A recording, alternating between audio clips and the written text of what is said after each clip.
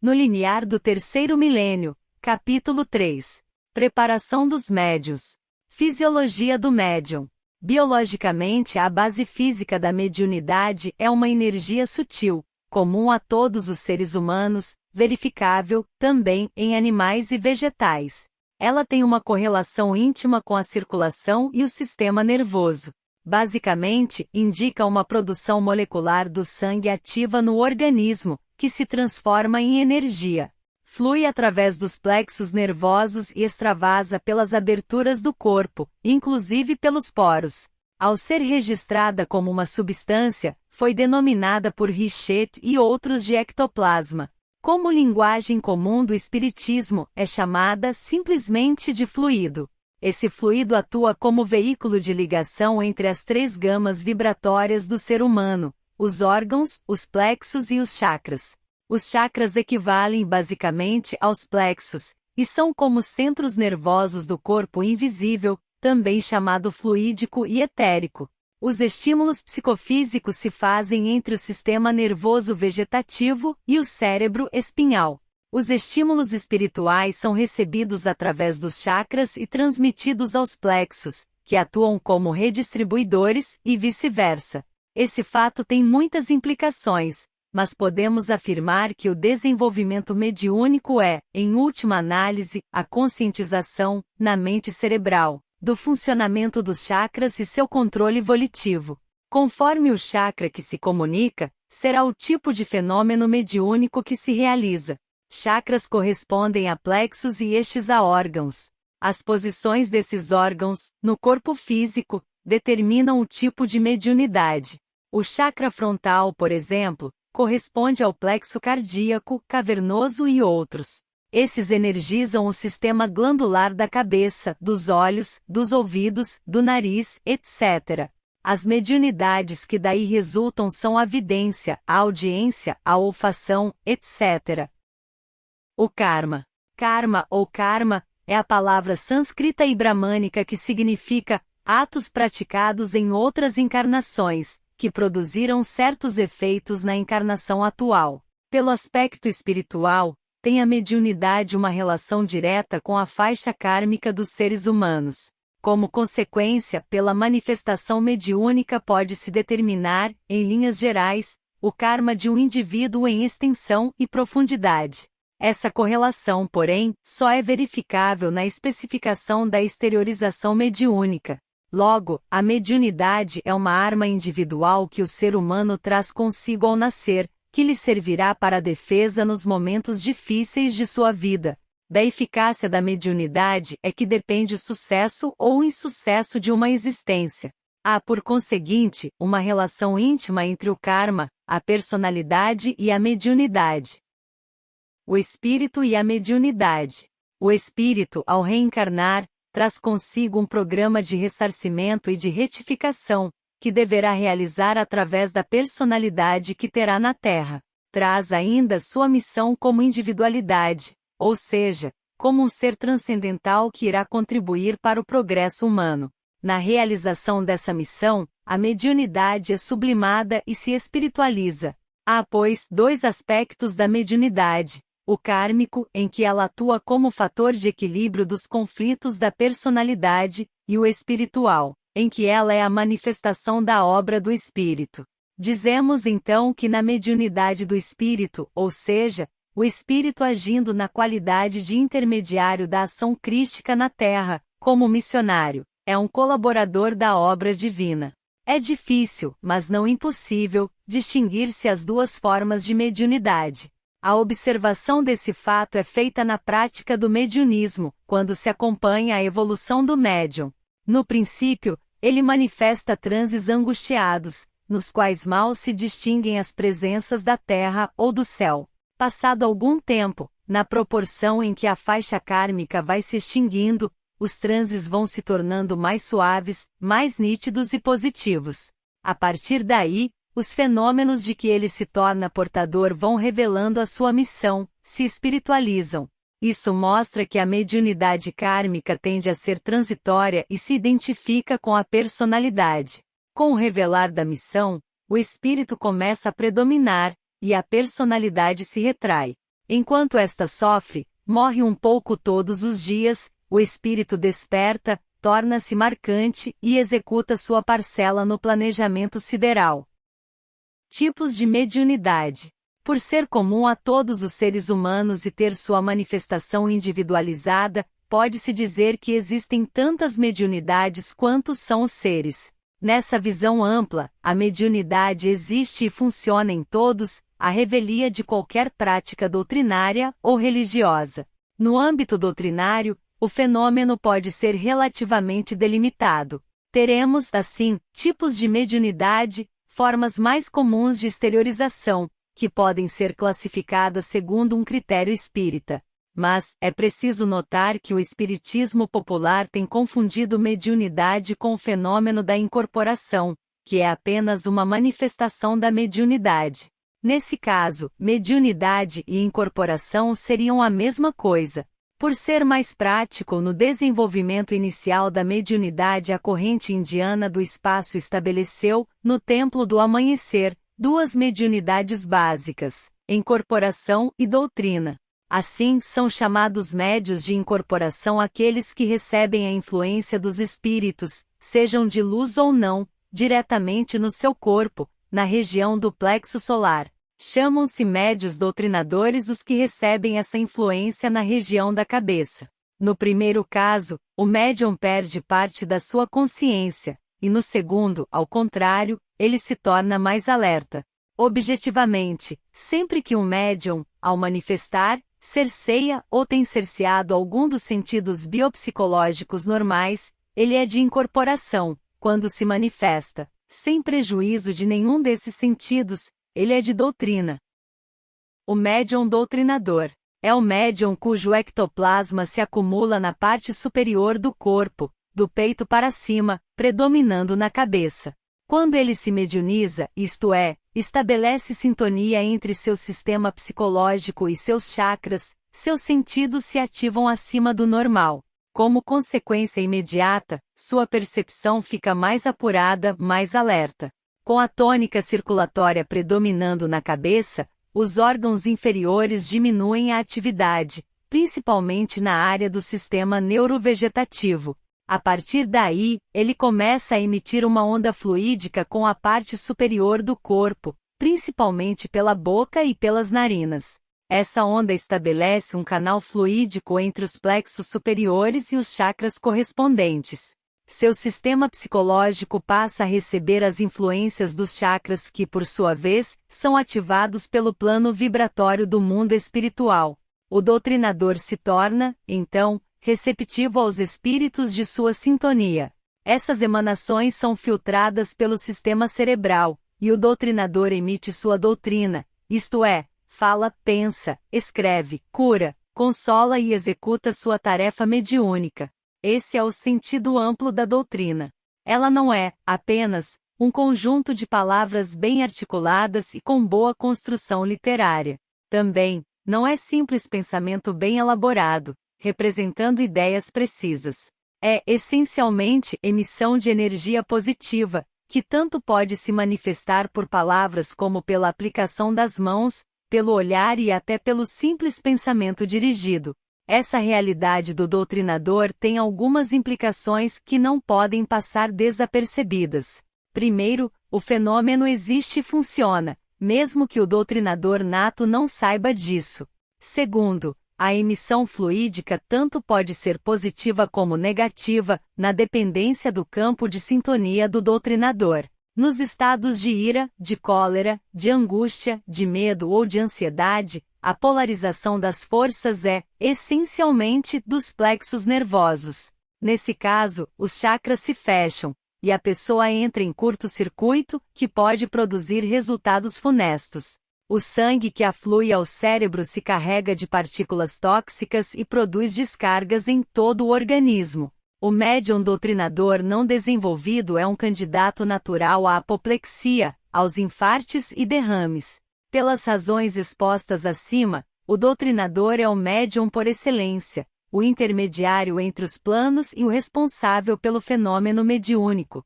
Sem a presença de seu ectoplasma, é difícil a realização do processo, no qual ele atua como catalisador. A manifestação de sua mediunidade é feita através da sua psique normal, e esse fato inspira confiança, em virtude da plena responsabilidade em quaisquer circunstâncias. O doutrinador não sente arrepios, perdas de consciência, nem tem descontroles emocionais, comuns em outros médios. O desconhecimento desse tipo de mediunidade leva a considerar o doutrinador como um ser humano que não tivesse mediunidade. Atitude essa que tem tirado a oportunidade de realização a muitos. Por outro lado, a tentativa de desenvolvimento da mediunidade de um doutrinador nato pelos plexos inferiores, leva a complicações de consequências imprevisíveis. A memória transcendental estabelece para o ser humano o momento para cada etapa fundamental de sua trajetória. O exercício da mediunidade tem um tempo certo para começar. Quando essa cronologia não é observada, a natureza põe em funcionamento os sinais de alarme. Estes aumentam de intensidade na proporção em que não são atendidos. Nesse ponto, torna-se necessário lembrar ao leitor que o exercício da mediunidade não é feito apenas no espiritismo. Se assim fosse, o mundo seria habitado somente por desequilibrados. Mas por outro lado, apenas a vida comum, o mundo da personalidade transitória, não satisfaz as demandas mediúnicas. Isso explica, em parte, a busca eterna da realização religiosa, política ou idealista. O ser humano sempre precisa de algo além da sua simples sobrevivência. O mediunismo se apresenta, atualmente, como a solução mais objetiva. O doutrinador potencial, quando se apresenta ao grupo mediúnico, demonstra, em geral, ter a vida desequilibrada e ser dominado pela angústia, pela descrença, agressividade ou passividade excessiva. Fisicamente, queixar-se de dores de cabeça, distúrbios digestivos e incômodos cardíacos. De modo geral, esses incômodos cardíacos já foram objeto de cuidados médicos e desanimaram o clínico pela falta de causas definidas. Submete-se, então, o paciente a um trabalho mediúnico, em que haja absorção do ectoplasma excedente no organismo. A melhora quase instantânea é a melhor prova de que estamos na presença de um doutrinador. Depois dessa experiência, se ele aceitar a ideia de trabalhar espiritualmente, deve ser submetido ao exercício de sua mediunidade, a começar pelos processos físicos. Durante um período mínimo de 3 meses, ele deve trabalhar 1 ou 2 vezes por semana, doutrinando espíritos incorporados, ministrando passes magnéticos e conversando com pacientes que procuram o tratamento espiritual. Por tendência natural, o doutrinador tem interesse na cultura intelectual. Tenha escolaridade ou não, ele sempre absorve o aspecto intelectivo do meio em que vive. Sua apresentação, pois, é cheia de justificativas, explicações e demonstrações de conhecimentos. No seu arrazoado, predomina a análise com tendências ao cerebralismo. Nisso ele revela certo bloqueio à recepção espiritual. O racionalismo excessivo impede o contato com o transcendente. A alimentação do intelecto nesse caso é somente horizontal, isto é, nutrida apenas pelas ideias elaboradas por outros, remodeladas num transformismo contínuo, que nada cria. É uma psique saturada. Paralelamente à desassimilação ectoplasmática, o médium deve ser submetido a uma confortável desassimilação intelectual. Durante algum tempo, ele deve se abster de leituras, experiências e pesquisas mais sérias. Isso irá aguçar sua curiosidade, mas descansará sua mente. Esta, sem o bombardeio das informações formais, começará a sintonizar as antenas com o mundo chácrico e mais além com o mundo espiritual. Nesse período, ele deve receber, apenas, as informações essenciais à técnica da mediunização, um sutil fenômeno da natureza, mas de fácil alcance. Na vida comum, ele pode ser verificado nos momentos dramáticos, quando os acontecimentos superam o senso comum e o ser humano apela, automaticamente, para o transcendente. O mediunismo provê a mediunização por meio de chaves, mantras e o ritual em geral. Em última análise, é um problema de disponibilidade de ectoplasma e de focalização da consciência. Sem dúvida, O sucesso de um doutrinador depende de sua capacidade de mediunizar-se. Pela sua própria natureza, ele é um impaciente, e tudo que lhe acontece em torno o incomoda. Tem tendência para dar ordens e organizar as coisas.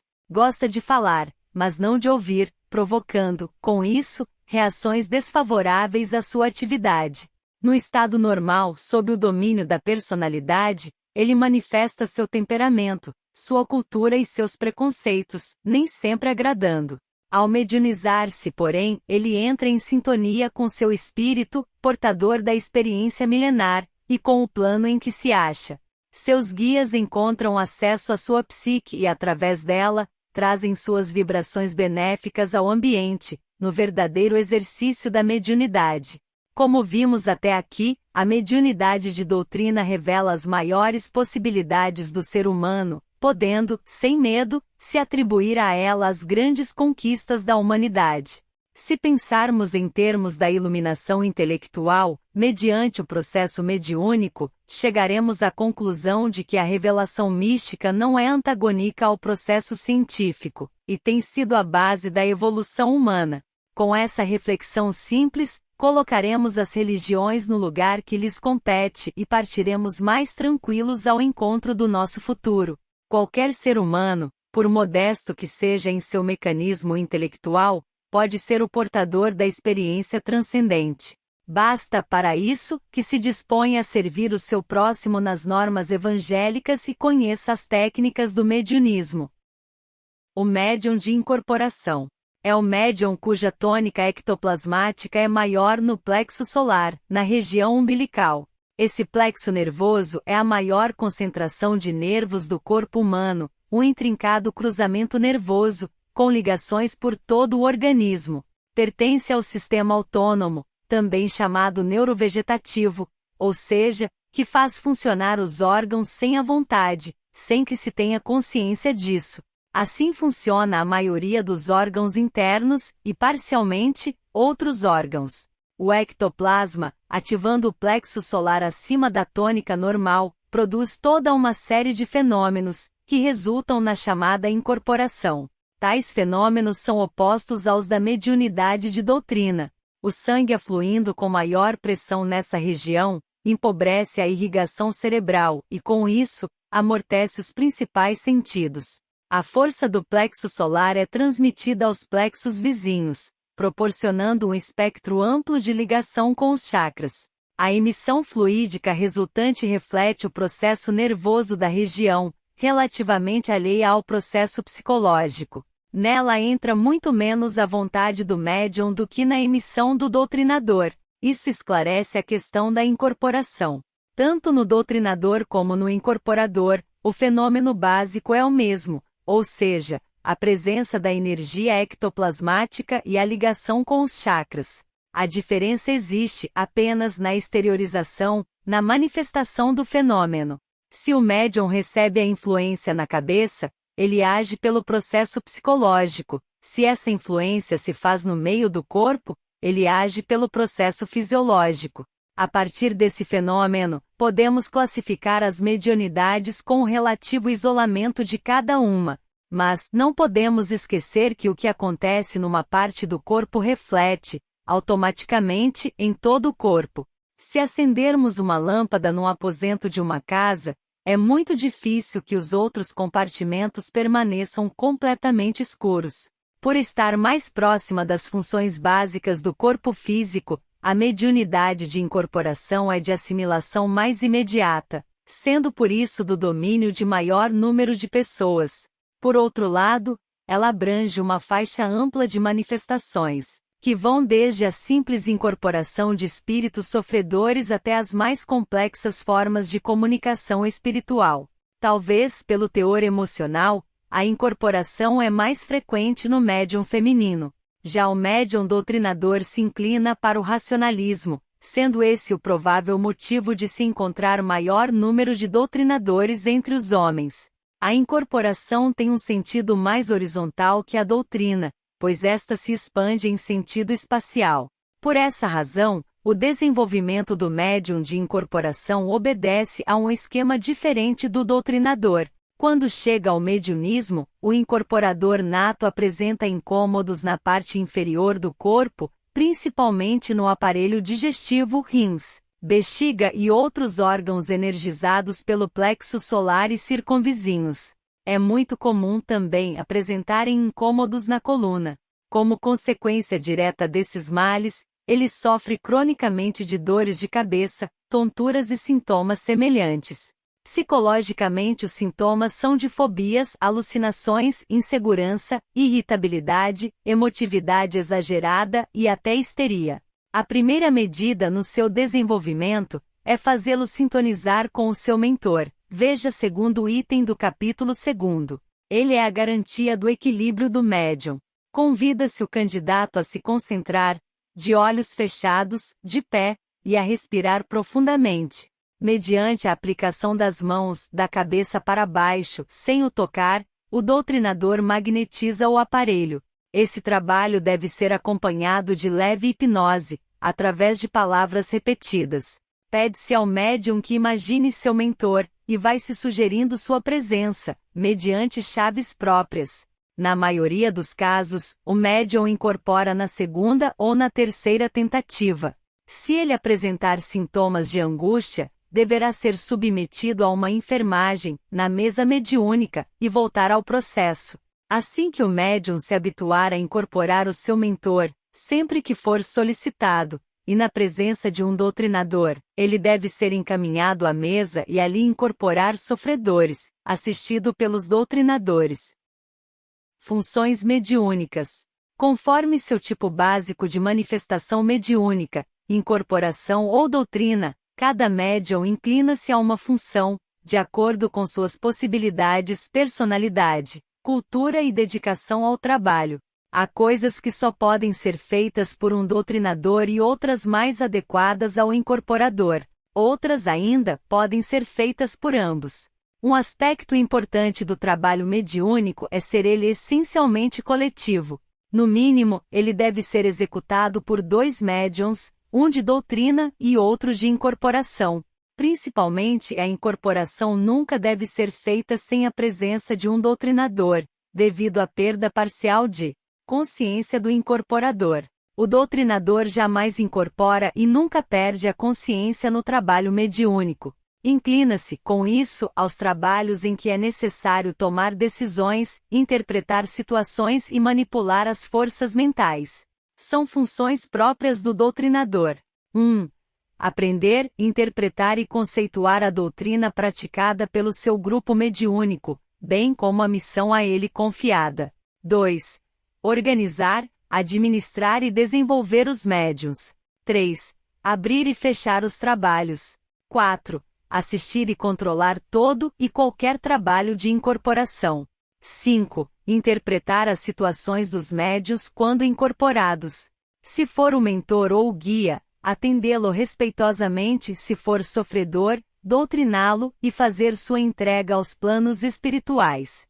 6. Ministrar passes magnéticos de equilíbrio aos médiuns de incorporação, sempre que estes terminam uma incorporação. Estes passes podem ser ministrados a qualquer pessoa, e mesmo a outro doutrinador, quando revelar desequilíbrio.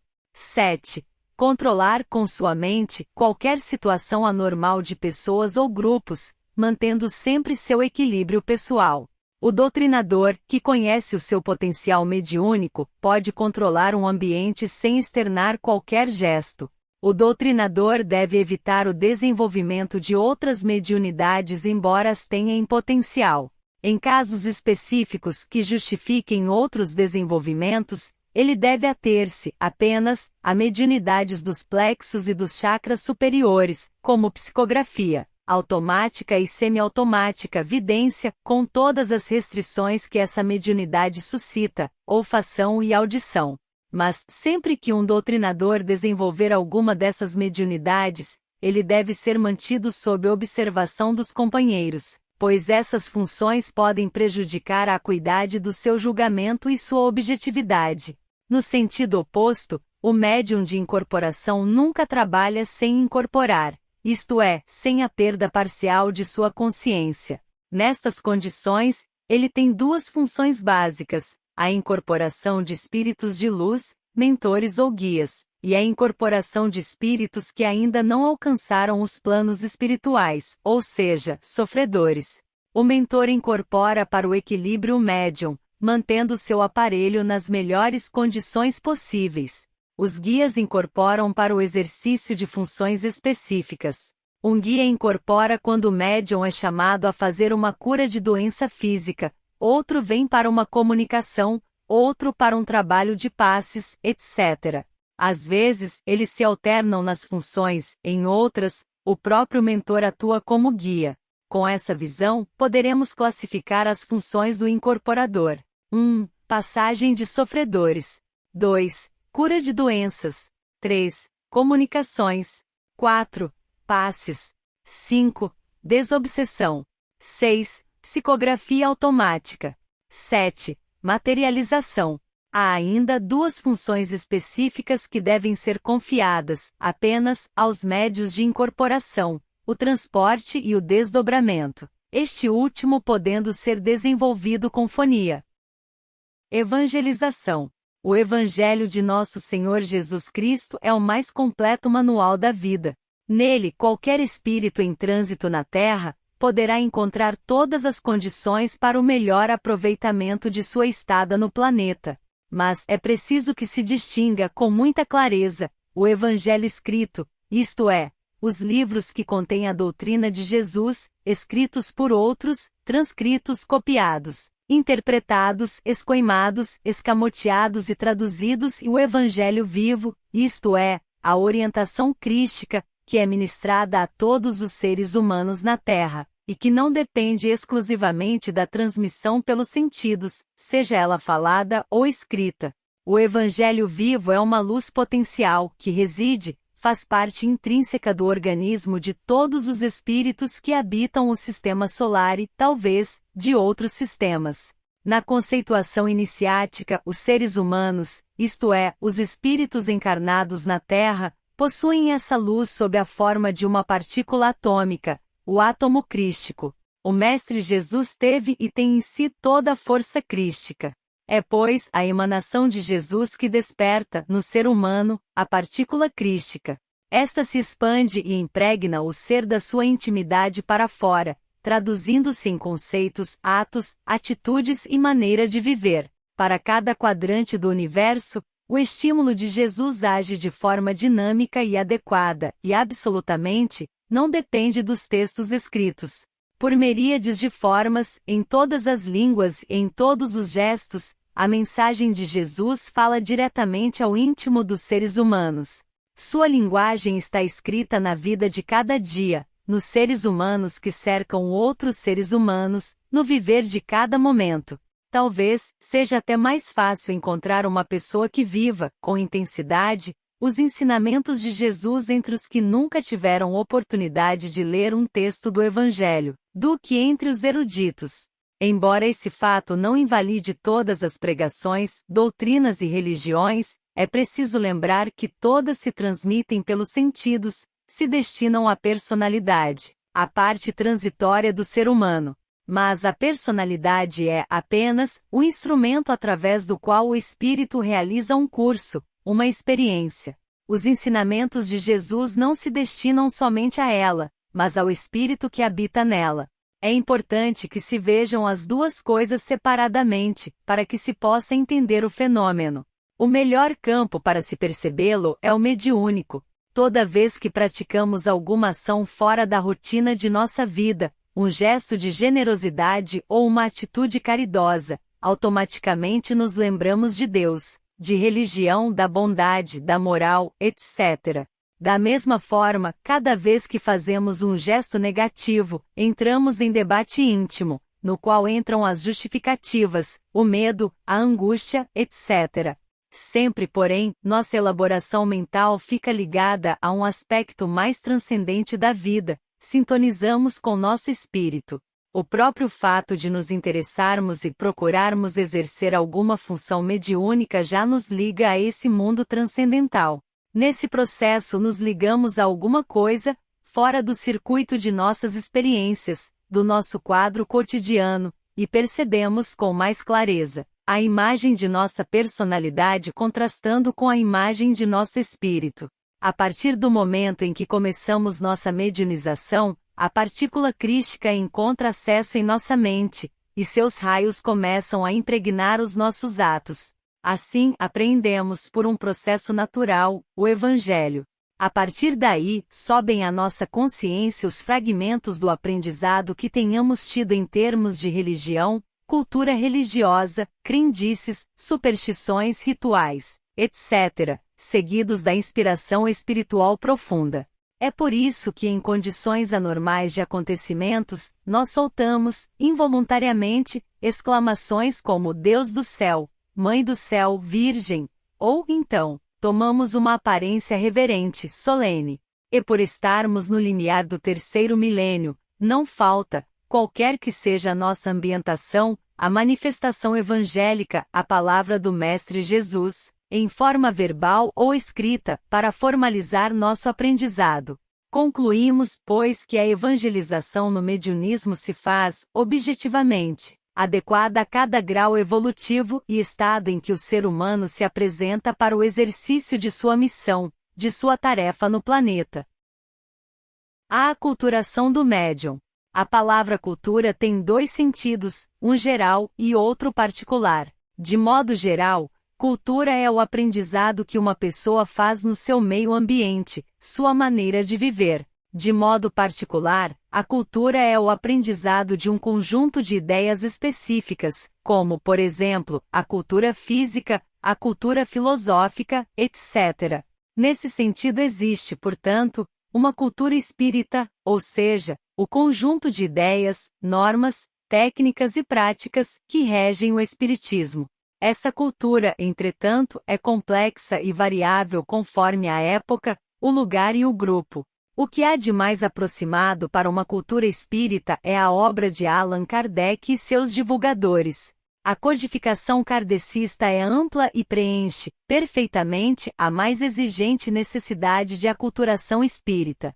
Mas a própria evolução do espiritismo e a tendência natural para o sectarismo nos leva ao conceito do mediunismo, totalmente abrangente, pois se refere a coisas básicas do ser humano, portanto, livre de qualquer injunção. O médium, no sentido popular, é uma figura humana de dons excepcionais. O médium, no conceito do mediunismo, é um ser humano comum, ou seja, todos os seres humanos são médios. Para uma aculturação kardecista é necessário, de modo geral, haver um mínimo de escolaridade, pelo menos saber ler. É muito difícil conceber-se um grupo mediúnico kardecista sem a leitura. Já na Umbanda, a transmissão doutrinária é predominantemente oral, formando, com isso, uma cultura mais particularizada. Ambas, naturalmente, são reflexos de grupos sociais e obedecem às leis sociológicas. Como grupos eles têm, logicamente, certo exclusivismo que em termos doutrinários, significa sectarismo.